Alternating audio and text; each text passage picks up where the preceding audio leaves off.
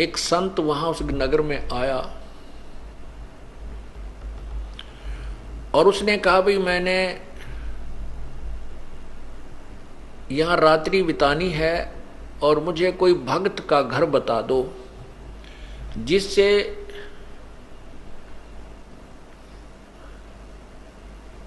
मेरा जो है भक्ति कर्म ना बिगड़े, मैं अपना साधना भी कर लूं उस भगत के घर बैठ के और मुझे 2 रोटी भी मिल जाए। तो उस संत को गांव के उस नगर के निकम्मे से व्यक्ति मिल गए। वो कहने लगे बाबा जी साधु संत तो नगर से बाहर रहा करते हैं और जिस प्रकार के आप भगत चाहते हो वो हम बताते हैं। वो सामने इधर चले जाओ, ये रास्ता जा रहा पगडंडी सी और वहां एक भक्त रहता है बाहर, सपरिवार वहां रह रहा है, आप वहां जाओ। अब महात्मा उस संत ने सोचा भी बिल्कुल सही बात है, जंगल से भगत तो बाहर है तो और अच्छी बात है। तो वो चला गया वहां, साधु वहां चला गया और वहां वो बहन जो अजामेल की पत्नी थी गणिका, वो घर पे थी।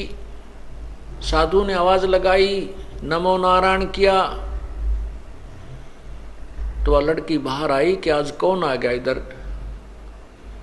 और पुण्यात्माओं ठीक है, वर्तमान में कोई भी प्राणी कितनी ही गलती कर सकता है, लेकिन उसके पूर्व जन्म की कोई पुण्य कमाई होती है, वो साधु संत या सत्संग के विचार सुनने से वो अवश्य अंगड़ाई लेती है, वो एकदम उभर कर आती है। ये कौन थे अजामेल और जो गणका वो वैश्या, वो कौन थे? ये पूर्व जन्म में दोनों साधक थे। वो भी वैराग्य थी और ये अजामेल भी वैराग लेकर के बाहर भक्ति के लिए, जैसा भी इनको मालूम था अपनी उस परमात्मा के नाम की, जैसा जिस संत ने कोई बताया था वो साधना शास्त्र विरुद्ध भी ये कर रहे थे। जैसे ओम नाम की साधना तो शास्त्र अनुकूल है और अन्य जो साधना ये करते थे वो शास्त्र विरुद्ध है, जैसे तप वगैरह। लेकिन दोनों की, जैसे किसी ने भांग बीज दी वो भी फल लगेगा और कणक बीज लिया उसका भी फल लगेगा। दोनों इकट्ठी बोली तो भी भांग का पौधे के अलग बीज फल लगेंगे और कणक गेहूं के अलग लगेंगे। तो ऐसे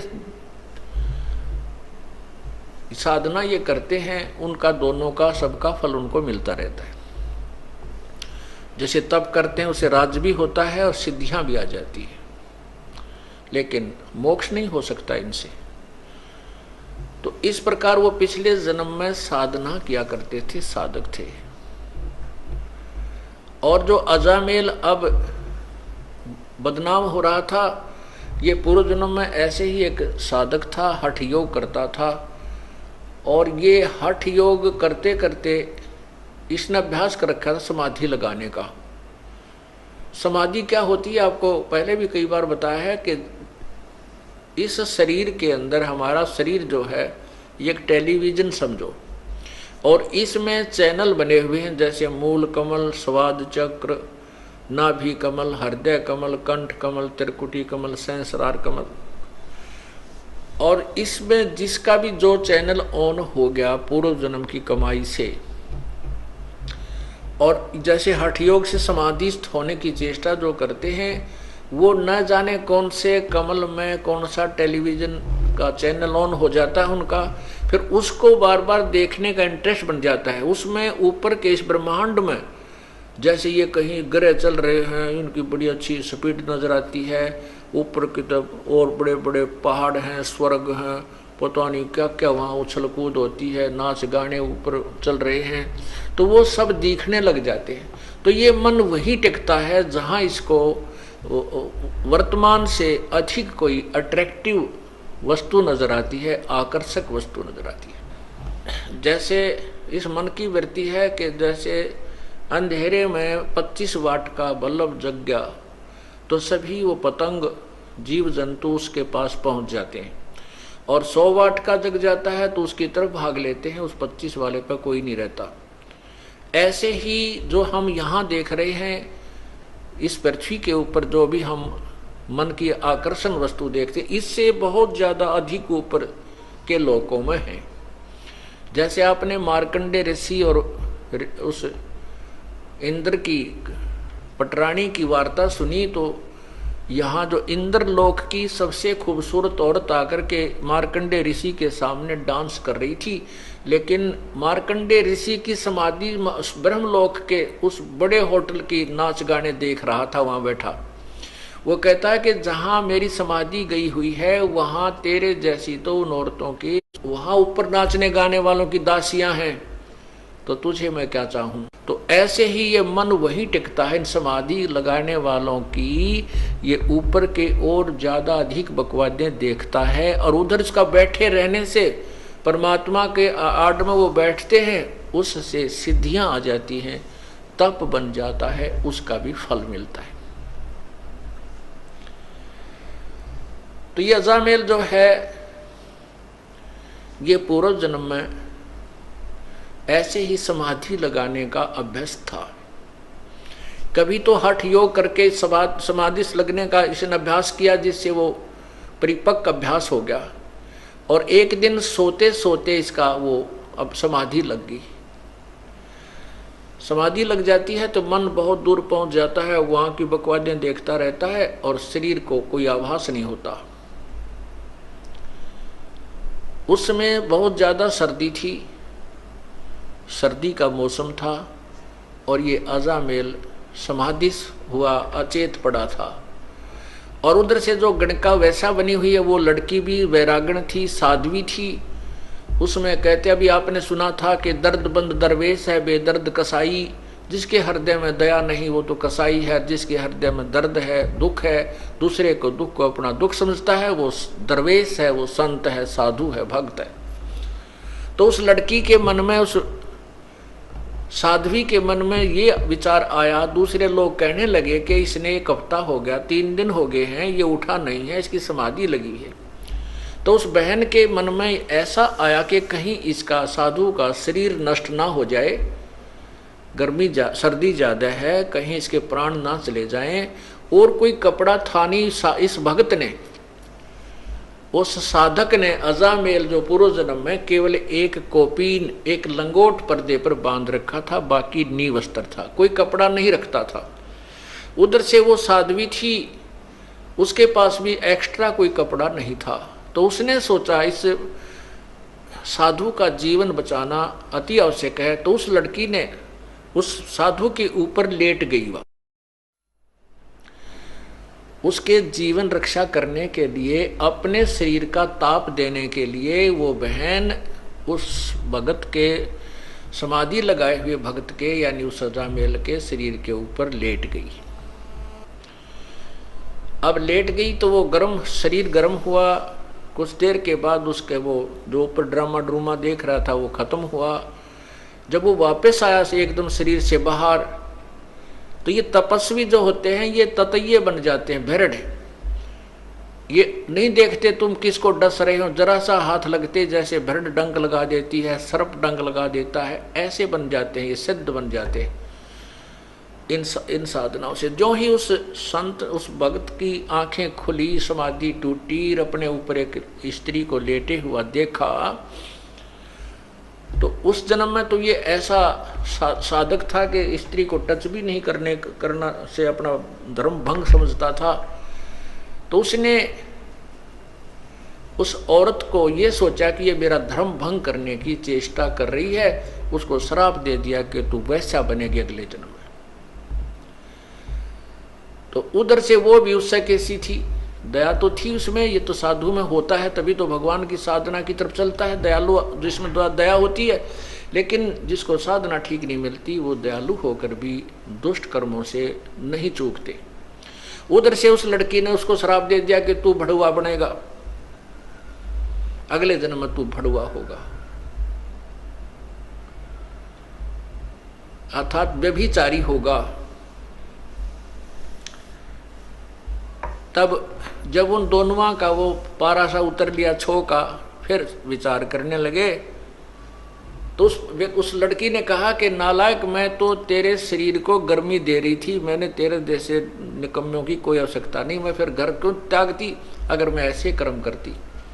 मैं तो, मुझे पता लगा कि 2-3 दिन से तू बेहोश पड़ा है, कहीं तेरा शरीर नष्ट ना हो जाए, मैं तो इसलिए तेरे शरीर को गर्मी देने के लिए, और कोई वस्त्र ना था मेरे पास, अपने ही शरीर से तेरी रक्षा कर रही थी। तब वो महसूस किया उसने भी कि बहन मेरे से गलती बन गई। अब वही तो बात है ना, कहते हैं तीर कमान से और वचन जुबान से निकलने के बाद वो वापस नहीं आता। तो सोच समझ कर हमने हर क्रिया बोल चाल करनी चाहिए।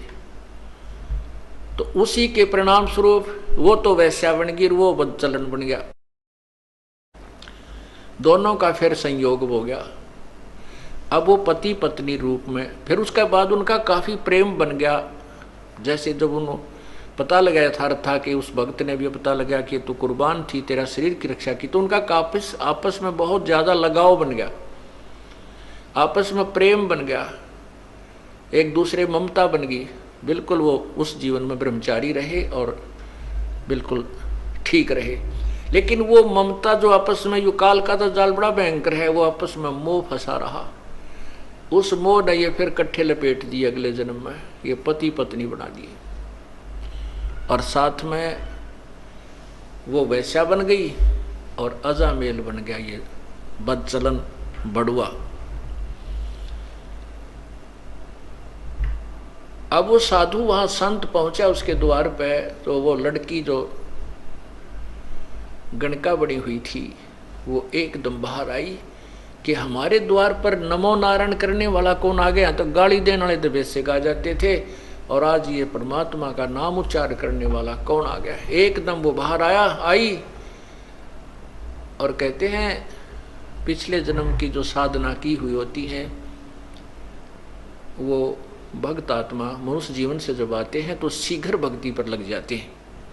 चाहे वह कितने ही दुराचार करता है, चाहे कितने ही वो विकार करता है, शराब पीवे, मांस खावे, चाहे तम्बाकू सुल्फा पीता है, वो पिछले जन्म का जो मनुष्य शरीरधारी प्राणी होता है और पिछले जन्म में कुछ भक्ति की हुई होती है और वर्तमान में कुसंगत में फंस जाता है, वो तुरंत त्याग देता है उन बुराइयों को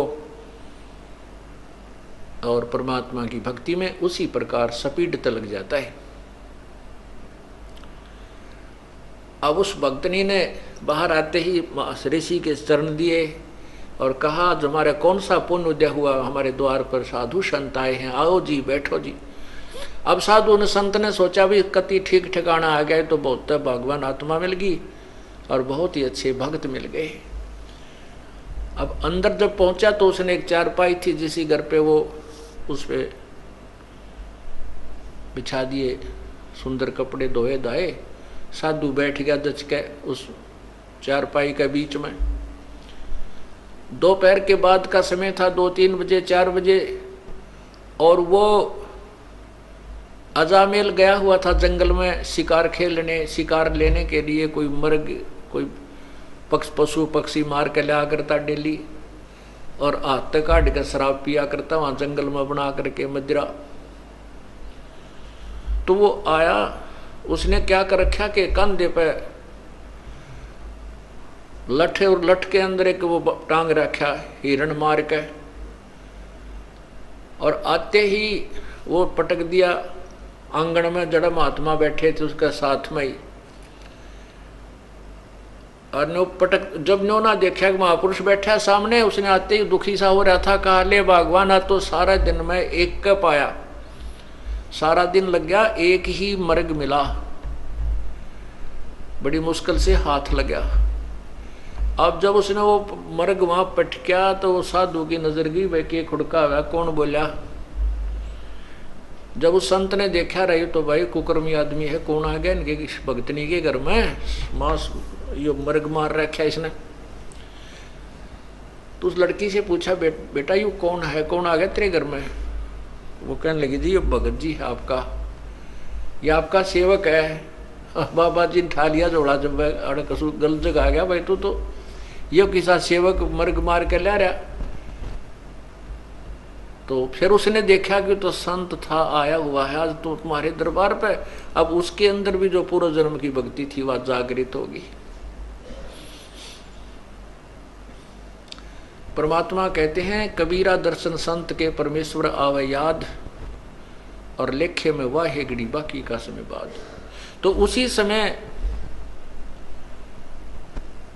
उस अजामेल ने भी पैर पकड़ लिए और उस बहन ने भी, उसकी पत्नी ने, और कहने लगे महाराज हमारे द्वार से आप नो मत जाओ। अब पहले पापी आत्मा है और आप जैसे महापुरुष हमें कोई सदुपदेश नहीं देंगे, हमारा कोई रास्ता मार्गदर्शन नहीं करेंगे, तो हम बुराई कैसे छोड़ देंगे। वो बोला मैंने छोड़ दो जल्दी, बस मेरे साथ तो मजाक कर दिया किसी ने, मैं गलत आ गया यहाँ पे। तो उन दोनों ने बहुत याचना की कि नहीं साधु, नहीं महाराज आपने ऐसे नहीं जाना चाहिए, हम बुरे हैं भले हैं आप ही के तो हैं, आप हमें कुछ शिक्षा दीजिए ताकि हमारी बुराई छूट सके। काफ़ी आग्रह करने से संत ने दया आगी कि भाई चल इतना कुछ कह रहे हैं, गलती हो जाया करती है, और ये कहें भाई हम सुधरने की चेष्टा करेंगे तो ठीक है। कहने लगे भाई इस बीमारी ने बाहर घेर का, अभी आज से प्रण करो, कसम खाओ, प्रतिज्ञा करो कि ये बुराई तुम नहीं करोगे। अब कहते हैं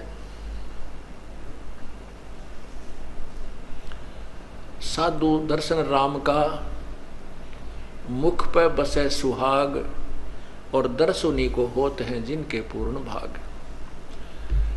अब वो पूर्ण भाग थे क्योंकि पिछले जन्म की कमाई थी, और किसी ना किसी जन्म में वो परमात्मा की शरण में रहे हुए होते हैं। जो प्रभु आते हैं प्रत्येक युग में आते हैं, और वही कमाई उनको मनुष्य जीवन दिलवाती रहती है।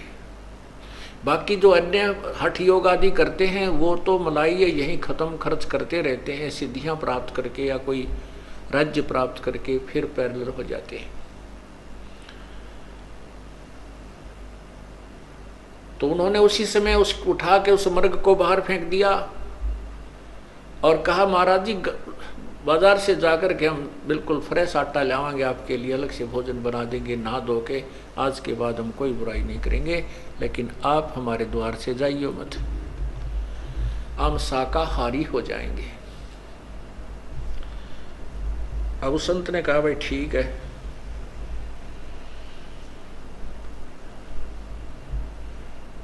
तो क्या हुआ, गर्मियों के दिन थे, गर्मी का मौसम था। अब वो भोजन ला करके बाहर से उन्होंने नहा धो कर स्वच्छ होकर के सारा घर दोबारा लीप लाप के पवित्र कर दिया। कहने का भाव कि उस संत का पेटा भर दिया, भाई ये भी ये बिल्कुल ठीक हो गए। तो उसके मन में आया कि परमात्मा ने शायद तुम्हारे लिए ही मुझे यहाँ भेजा है। जैसा भी संत के विचार होते हैं वो अच्छे ही हुआ करते हैं, चाहे वो किसी भी भगवान की साधना कर रहा है। उसके जैसे खेल के खिलाड़ी होते हैं, उनके कोई किसी भी खेल में खेल रहे हैं, उनके नियम और वो सब उससे परिचित होते हैं।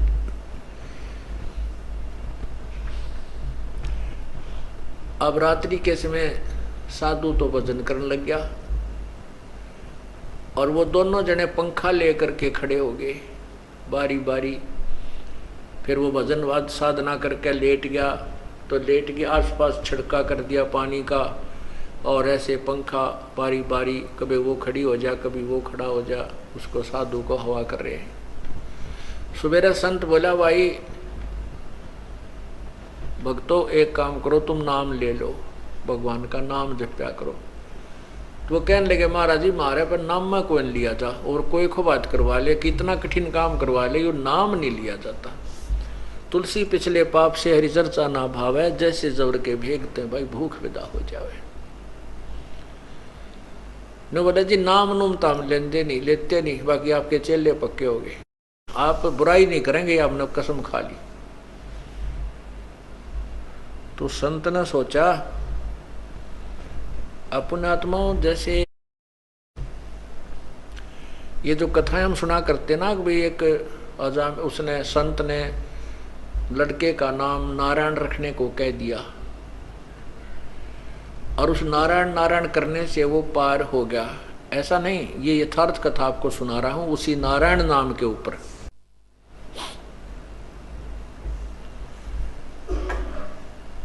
तो संत ने सोचा भाई इनके निकम्या के काम बिगड़ गए, घने पाप घने इकट्ठे हो गए, इसलिए इनके राम नाम में रुचि नहीं बन सकती, तो क्यों ना ऐसा तरीका कर दूं कि ये भगवान का नाम उच्चारण करने लग जा। न्यू बोला भाई तुम्हारा लड़का होगा 10वें महीने, लेकिन उस लड़के का नाम जो मैं बताऊं वही रखना, उसका नाम तुम नारायण रख लेना। दोनों ने करबद्ध होकर कहा कि प्रभु जैसे आपकी आज्ञा, आपकी दी संतान जो होगी पुत्र होगा तो उसका नाम हम नारायण रख देंगे। ऐसा ही हुआ, लड़का हुआ, लड़के का नाम नारायण रख दिया। अब छोटा बालक बुढ़ापे में बहुत प्यारा लगता है, छोटा बच्चा वैसे भी ज्यादा प्रिय होता है, लड़का हो चाहे लड़की। तो वो लड़का जब उसके इतना मोह हो गया उस नारायण नारायण करता,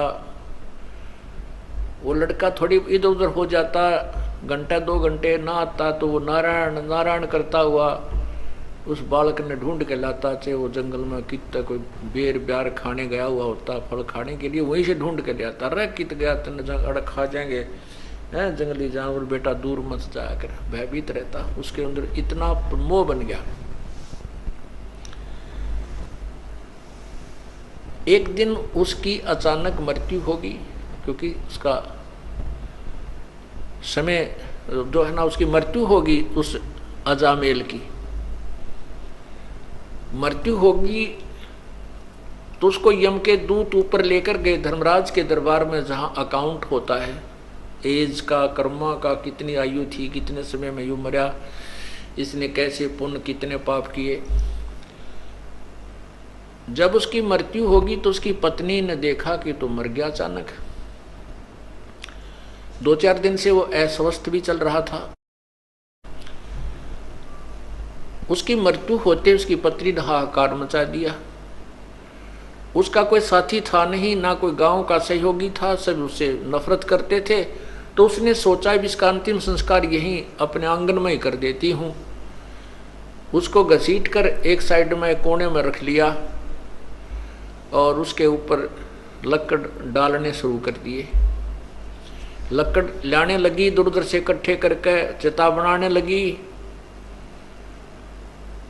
1 घंटे 2 घंटे के बाद उसकी वापस चेतना आ गई, वो जीवित हो गया।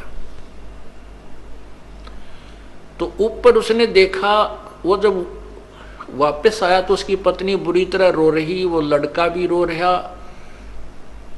और उधर से वो चिता बना रही, लकड़ी ढो ढो के इकट्ठे करने लग रही। तो वो कहने लगा तू क्या कर रही है, क्यों रो रही है, क्या हो गया घर में। तो अपने पति को जीवित देख करके उसको खुशी तो हुई, लेकिन जो दुख वो महसूस कर चुकी थी वो दुख अभी भी उसके हृदय में विद्यमान था। और रोती रोती कहने लगी आप मर गए थे, आप जीवित कैसे हो गए, आप तो चले गए थे हमें छोड़कर।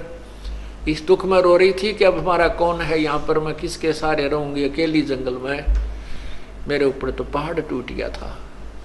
तब उसका यकीन हुआ रे सचमुच मैं तो मर गया था।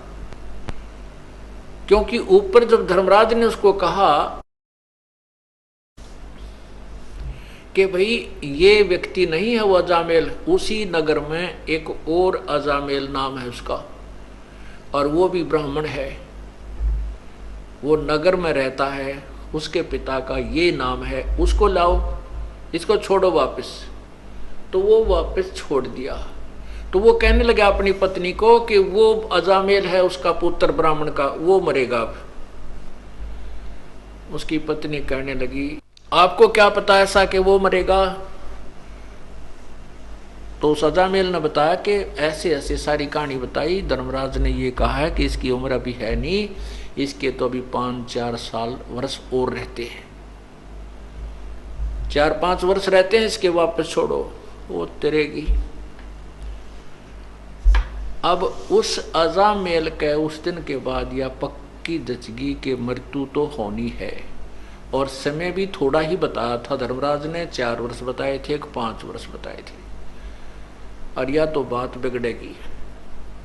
पुण्यात्माओं, ये परमात्मा की रजा होती है। उधर से क्या होता है कि वो अजामेल दूसरा उस नगर का मर गया, और जहां उसका बाहर कुटिया डाल रखी थी अजामेल ने, उससे थोड़ी सी दूरी पर, आधा किलोमीटर की दूरी पर वो शमशान घाट था। तो एक आधा घंटे के बाद देखते हैं कि वहां तो नगरवासियों की लाइन लग गई, और वो अजामेल, दूसरे अजामेल की चिता जल गई, उसको सवा कर दिया। तो उसने कहा कि देख ले वो। फिर वो जैसे अगले दिन गांव नगर में जाते थे सामान लेने, दुकान पर तय, वहां पता किया तो पता चला कि वो अजामेल मर गया, उसका लड़का, उस ब्राह्मण का कल मृत्यु होगी उसकी। तब दोनों का ये बात पक्की जचगी, क्या तो बात बिगड़ेगी। अजामेल बोला भगवान भजन कर ले, भक्ति कर ले, समय थोड़ा है और यहाँ सब कुछ यहीं रह जाएगा। अब भजन करें किसका, क्यों नाम नहीं, कुछ भी नाम उन्हें लिया नहीं। तब वो दयालु परमात्मा आते हैं